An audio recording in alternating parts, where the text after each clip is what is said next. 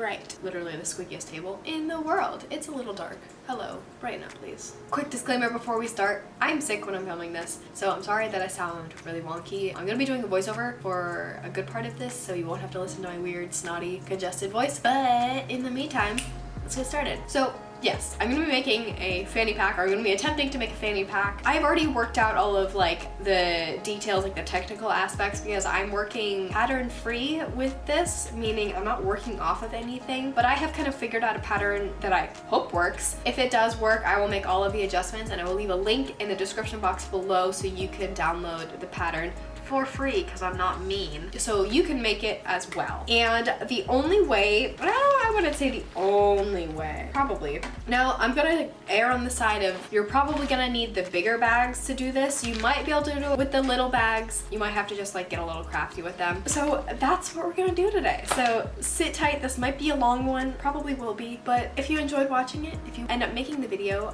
send it to me on Instagram. I wanna see. I got like quite a few responses to my IKEA bag last time of people making the bag, which absolutely like killed my whole heart. So let's get started. So obviously the first thing you're gonna need is to download the link in the description so you can download the pattern. It's a PDF, super simple, just print it out. Print it to scale. It's just a little setting you hit in the printer so you can make sure that everything prints to size. So I have two of these bigger bags. These bigger bags are, I forgot, I'm an idiot. Okay, so these are 8.5 by 10.5, not including the zipper. So unfolded, that's about 17 inches wide. And then for the smaller bags, these are 9, what I believe is 6.5, 6 3/4. So I'm gonna try to be using these two big ones, and then if I need any more, I will use this smaller one. Next, you'll need these pink bags. I have a 14-inch brass zipper, a pink buckle. This is an inch wide buckle, but we'll get to that. And then, correction, this is an 1.25 inch buckle, and the webbing I am using for the strap. So the webbing is only 1 inch, and unfortunately the place I went to did not have webbing and a buckle that matched exactly. So we're going with 1.25 inch on the buckle and 1 inch on the webbing. Next, you're definitely gonna need some fabric scissors, or just the best scissors you could find in your kitchen. I have some pins. These are like kind of random pins that I had to buy because I can't find my tomato somewhere in my house. Obviously, you're gonna need some thread and other sewing things. I got some pink thread to kind of match the theme of the bag. I also have some smaller scissors in case I need to cut some notches. Okay. And the biggest and most important thing you're going to need is a sewing machine. I don't know if you can sew this on any machine. I know maybe like some needles might struggle with getting through this material, and mine definitely might, so let's hope for the best.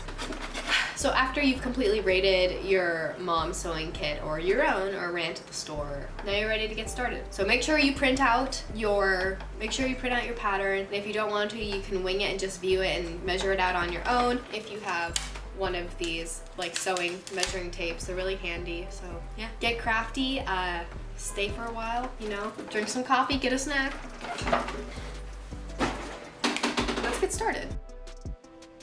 All right, so the first thing we're gonna do is take our larger bags, and we're gonna take those scissors and chop the zipper off, as well as the sides. You could just cut these open, but just cut them off.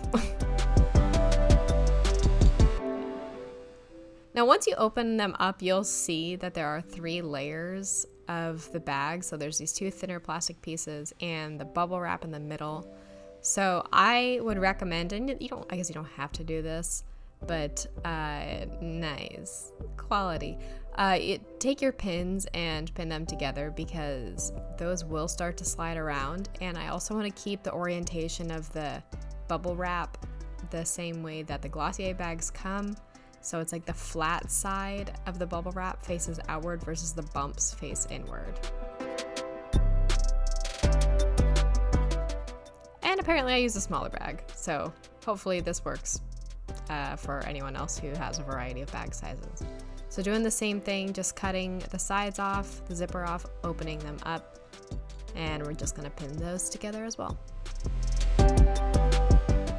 So now we have both of our bags ready. Now taking this longest piece and adding it to the bigger bag, this is going to be the main front flap, and we're just going to pin that down.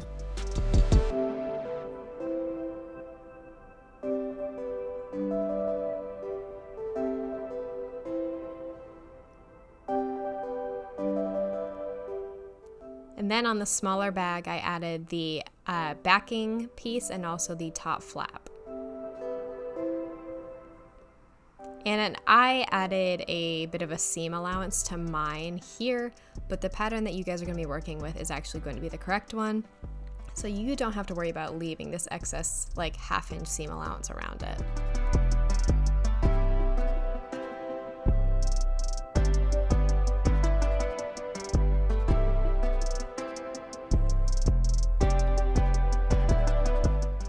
So now you should have that long front piece, your back panel, and the top.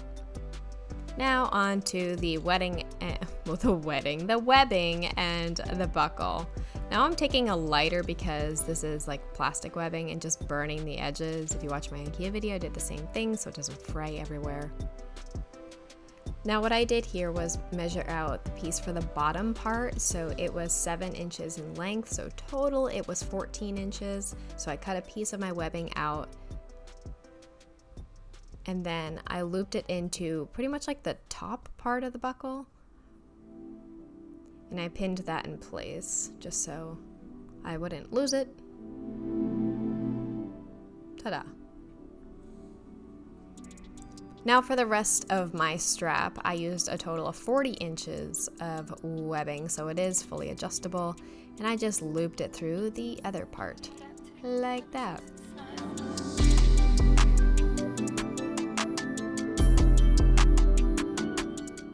Now for this part, I made a little bit of a holder to keep the strap from going everywhere.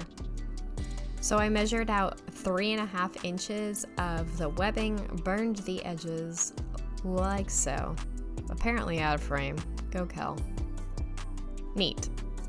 Okay, taking this top flap, which is going to be like the top part of the purse, and this lovely piece with the notches cut out as you'll see in the pattern. Now these are little kind of like pleats to help the bag give it some shape. So these are really important. Don't really opt out of these. And that is the backing panel that'll like sit on your body. Cool. Now here's kind of a fun part. So taking your brass zipper, you're going to be pinning 1/2 of the zipper onto the top flap. Oh, and before I did that, I added a Glossier sticker. I played around with it in a bunch of different ways. I couldn't decide really where I wanted to put it, but you'll see later in the video where I ended up putting it. Cool.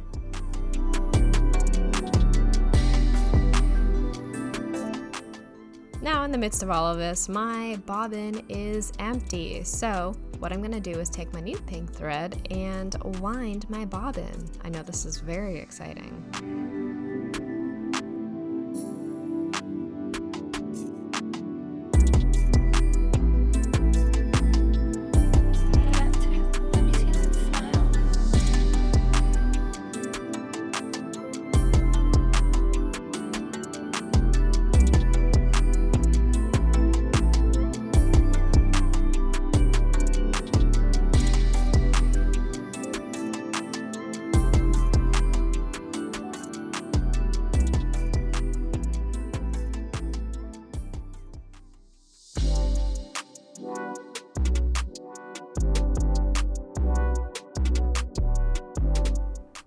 All right, now that we've rewound everything and we are ready to go for the next part of actually sewing this thing together. So this is me just figuring out which way to actually sew it. Let me see that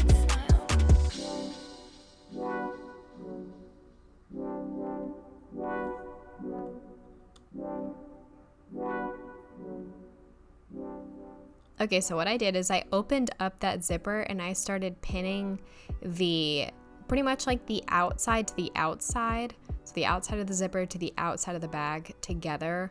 And I also started popping some of the bubbles inside the bag so the pins would go in a little bit easier and so I could sew them better. So that's what it should look like.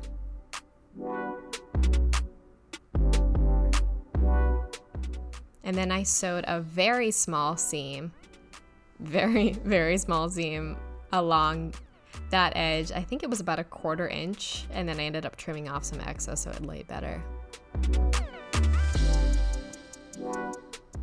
And just take this very slowly, pull your pins out as you go.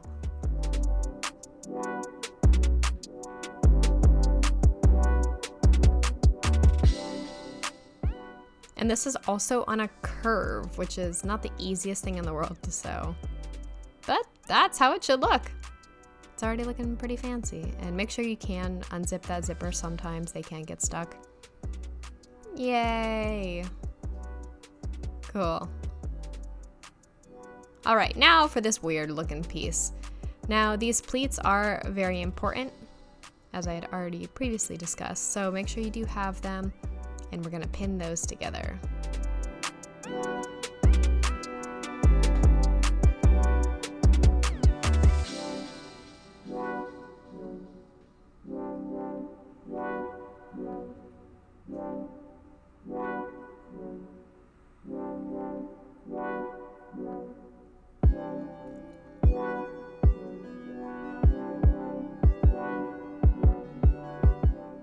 Cool.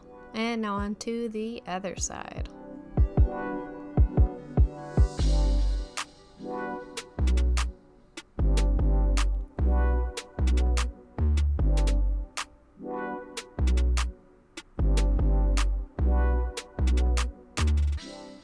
Awesome.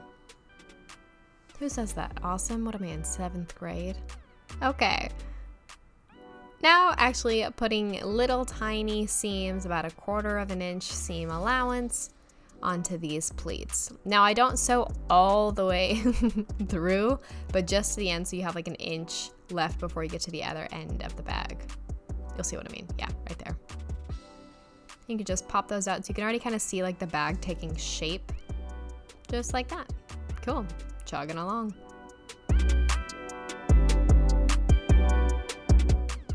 Oh, this is me deciding where to put my sticker because I haven't placed it yet.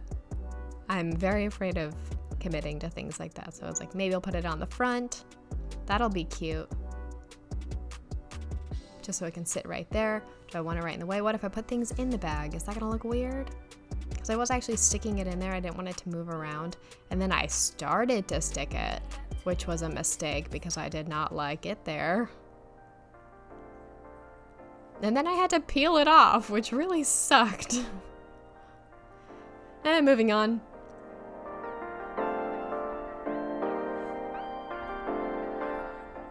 And clearly you can see where I ended up adding it to the right side of the bag in its own little panel, so it has its own little like window and time to shine. Oh, and then I stuck the sticker to itself. I was doing great. So be careful when you do this. Make sure you know where you're gonna put it before you peel the backing off and then stick it in a bunch of different places. Ta-da! Yay! That took like 20 minutes. Woo. All right, cool. So we have gone ahead and pinned the main front panel to the top panel via the zipper. And we're just gonna go to town with another seam. All right, same thing as last time. We're doing about 1/4 inch seam allowance, keeping it nice and tight. And if you have to unzip the zipper as you go, just to give it a little bit more room, depending on like how wide your foot is.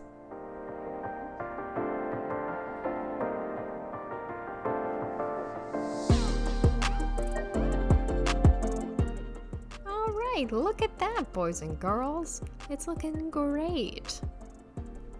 I really like that gold zipper. I'm glad I went with that one. Cool. All right, now for the strap. Now, I started out doing this wrong, so give me a sec. I did sew it the wrong orientation.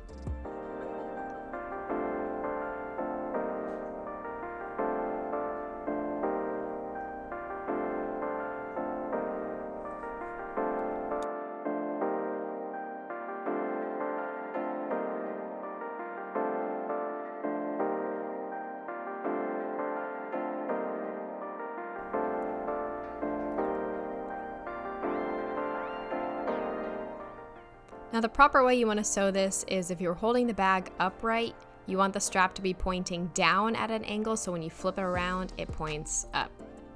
I hope that makes sense. So now taking this little tiny piece for the strap, I'm gonna do just a wide stitch to kind of zigzag. Oh no, I didn't do a wide stitch, I did a regular stitch to just sew that together like that. We're gonna loop that on and pin that strap down. And then we're gonna sew it on.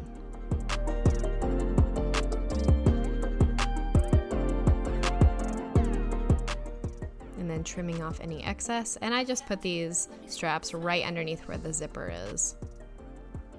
So obviously do this before you sew all of the panels together, otherwise it's not gonna work. So right now we have half of a bag. So to sew this last panel on, I'm tucking the strap into the bag. And we're gonna pin that back panel onto everything else. And this whole time, make sure that your bubble wrap orientation is correct. And now we're gonna sew it all together. And take this nice and slow because there is a lot of bulk and a lot of layers in this. I'm sewing through at least 6 layers of material here. So hopefully the machines can handle this. Mine did with some bumps. All right, so I did like a 1/4 to a 1/2 inch seam allowance on that, give or take a smidge. Awesome, now we got that top part to just finish up, tucking that back in. Don't sew it with the strap outside, otherwise you'll have an inside out bag.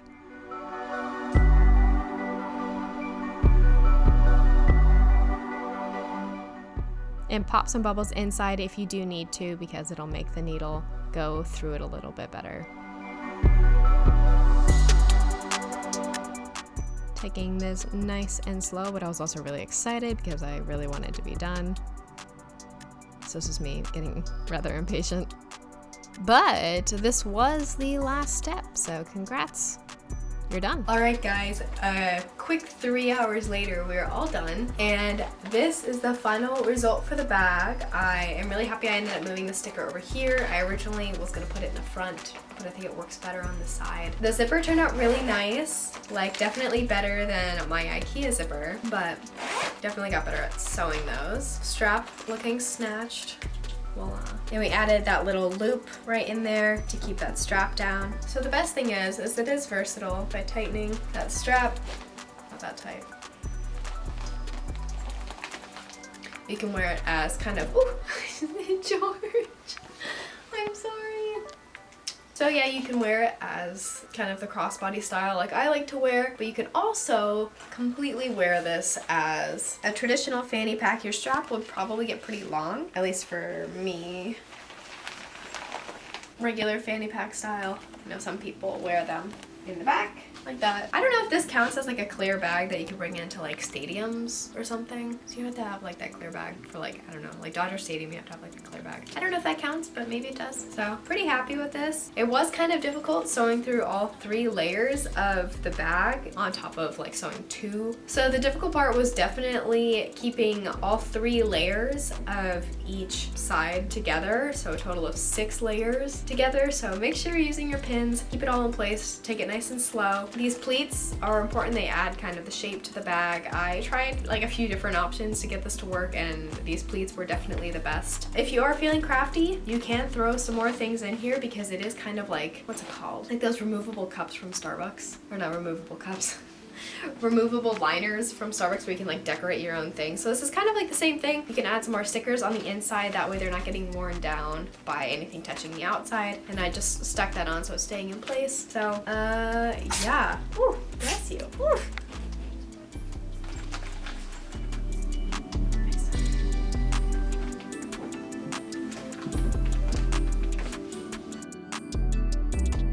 Alright, so that is all I have for you today. If you end up making this bag, of course, go ahead and send me a DM on Instagram. I would love to see it. I'll post it on my story. I want to see what you guys can do. Thank you so much for watching. I hope you enjoyed. Again, I apologize for my sick voice, but I will see you in my next one.